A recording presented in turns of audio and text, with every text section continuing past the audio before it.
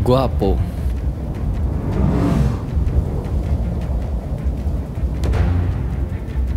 Pero di gyud lalim. Ang kakulba ug ang kadelikado.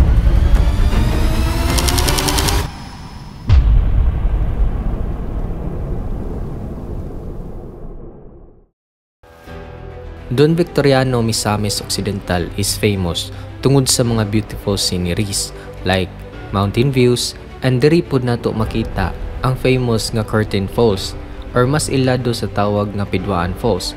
But what if I tell you nga naay isa ka tourist attraction diri nga walay entrance fee, pero og kabilang ka sa mga tawo nga dili ganahan mahago magsigilag pa bebe, skip na ni nga video kay dili ni para sa mga weak.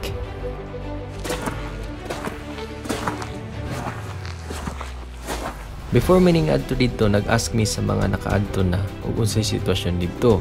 And according to them, layo pa yun daw, so mautong naningkamot mi nga makasayo. Samtang nag-agimi diri sa dalan sa sityo ninang, nakahinumdum ko sa gisulti sa kumanghod. Ingon siya nga naa daw kunoy part diri sa ninang nga worth gyud i-visit. Pagkahinumdum na ko adto, galibog na gyud pud hinuon ko. Og mohapit ba ko karon or unya na lang? Kay og mohapit man gud mi karon, mayus di sa mong pagikan og sayo. Unya og inigbalik na pud mi mohapit, basin unyag mag-ulan. So medyo galibog gyud ko, mao tong ning konsulta ko sa akong uyab. Dayon ang iyang suggestion is mohapit na lang gyud daw karon. So mao to ni tipas na mi sa dalan padung dito.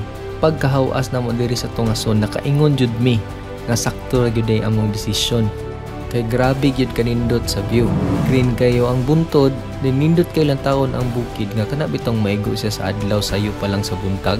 Makaingon na lang ka ba nga lamia kayo mo puyo diri oy. Gusto pa gyud unta kayo may maglugay diri pero layo pa man gud to atong adtuan, so wa tay choice kun dili magpadayon sa atong journey.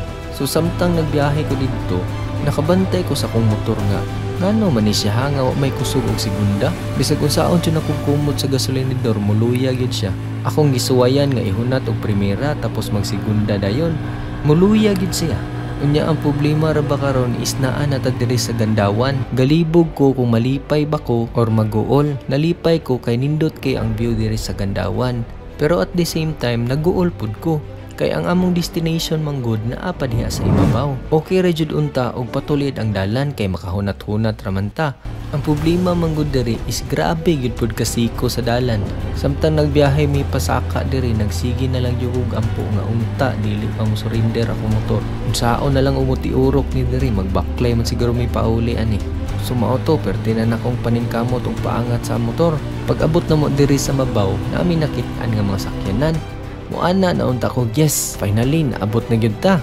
Og sa dihang scam ra man day ang tanan, gipark ra man day ni mga sakyanan og motor diri kay dili nakalahos dito sa ilahang putol nga dalan. Ang problema man gud diari nga dalan is grabe jud kalutaw sa bato. Naay mga part nga nangaliki na, then inighangad nimo murag anytime pwede na mag-landslide. Then og didto pug ka sa ubos mo lantaw, grabe gyud pud ka pangpang. Motong wa na lang gyud ko nagpalig-alig, gabaklay na lang gyud mi. Nahago yung kay mening pagbaklay na mo diri kay grabe magyud ka angaton sa dalan good. Ang akong uyab nagsige na lang gyud taog pahuway kay sakit na daw kay ang bagtak. Niabot gud sa point nga murag gamahay mi nganong ning anhimi diri. Lami na gyud unta kay mo surrender, may gani.